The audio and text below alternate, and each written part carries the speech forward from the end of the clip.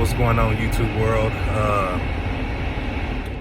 I'm doing this video of my car build. This is actually the first car I've ever built.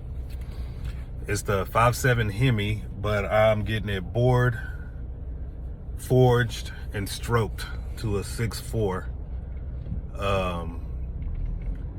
Pretty with a stroker kit. It's pretty, badass little deal going on here.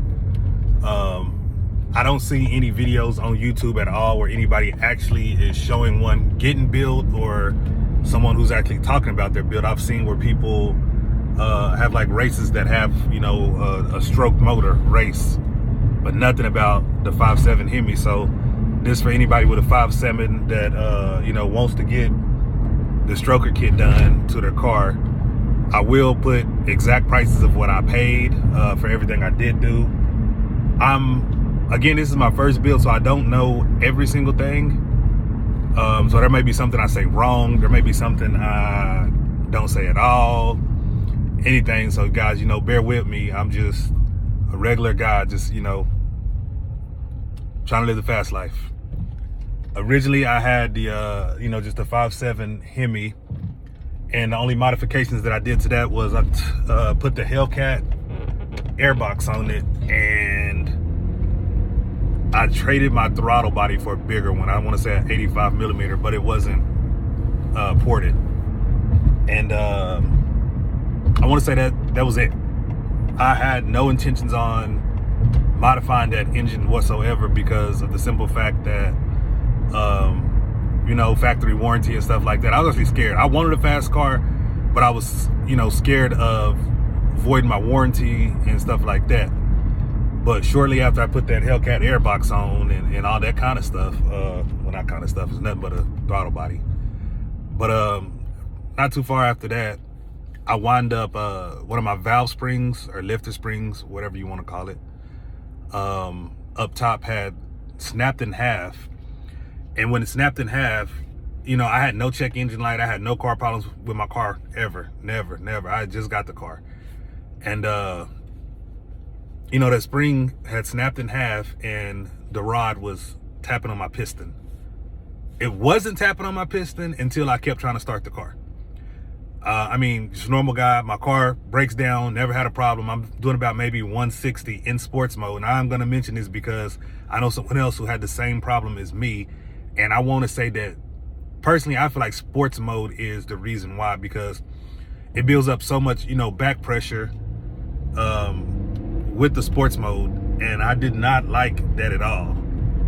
I personally felt like my car was faster, not in sports mode, but sometimes if I would lose a race, I would be like, oh, let me put in sports mode. And I felt like sometimes I would see a result, but then not really. But I believe sports mode is what ruined my car. I was probably going about, 140, 150, somewhere up there in those numbers, down the highway. And when I got off of it, the car was just fine. I was just letting it roll, and I was gonna take the next exit, the very first exit that was coming up. When I took that exit, everything was fine. Still no check engine light or nothing.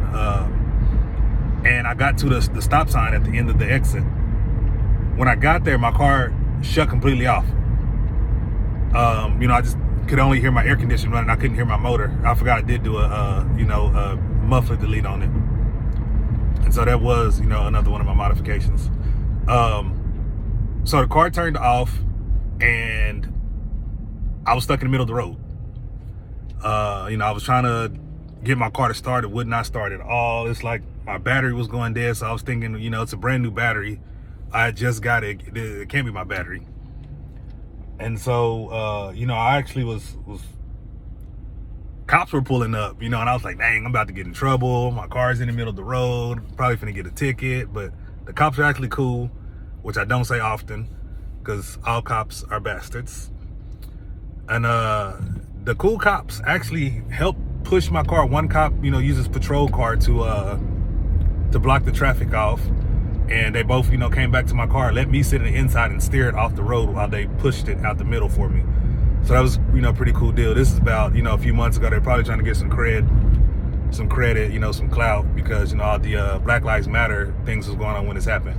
My car's been probably sitting up for about 8 months since this incident happened. So That's the reason I say that. They're probably just trying to, you know, hey, here's a black guy, let's just help him out type thing, without running his name or, you know, trying to figure out if the car's stolen or any of that kind of stuff. So they actually, you know, we're pretty cool, and I got respect for that. Just that incident. But again, yeah, I felt like sports mode is what made that happen because of all that built up back pressure. Like I said, one of my friends had the same situation happen, and they were also in sports mode, and they were going about the same speed as me, and no check engine light, just like me. Cars never overheated anything.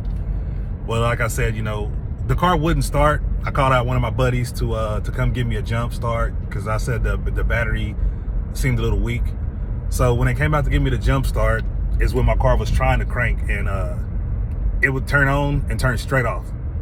And so me being an idiot, well, I can't say I was being an idiot because I really didn't know what was wrong with my car. You know, like I just felt like my car doesn't have the problem. I need to, you know, needs to start.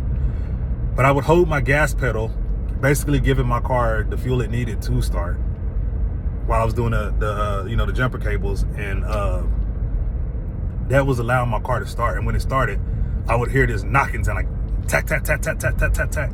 And I couldn't hear where it was coming from, so I would have them listen while I would start it again.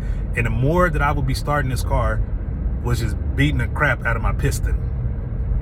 And it beat my piston down so bad that it put an actual, you know, a small hole into it. And it did not go through the piston at all, but it did have a hole in it, but not all the way through. And my cylinder wall was damaged pretty bad. For a while, I was just like, you know what?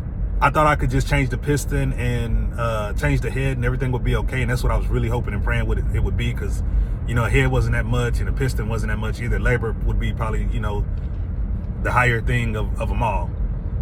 So turns out every shop told me they could fix it until I towed the car there. So I was towing my car around like crazy. I was paying tow bills like crazy just to tow my car back home.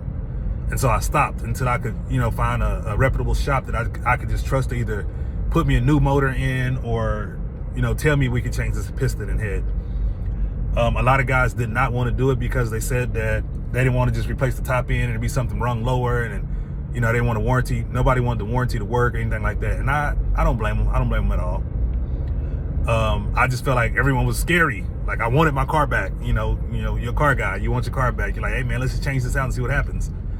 But I wound up following a shop actually in Dallas, Texas. Really great guy. I wish I would have found the shop a long time ago when I had a little bit more money and wanted to, you know, play around with building my car. But and I will put the link to the shop and everything and address to it and everything that's doing my build right now. It's a really, really great shop. I like the guy a lot, man. He knows his stuff. You know, he only really works on Mopar, and all he does is rebuild engines. So I'm glad I found him. I could not find it anywhere in Fort Worth. Nobody could do what this guy's doing. And I only wanted to just replace the 5.7, and this guy was like, hey, why do you want to replace this motor? And I was like, because I want to drive my car. Duh. But what he meant was, why would I put a regular 5.7 back in it when the cost of that is going to be almost the same as what I would pay for a stroker kit? And once he said that, I was immediately interested. I was like, okay, so, you know, and I don't know much about the stroker kit, but it sounded like it was going to make my car fast.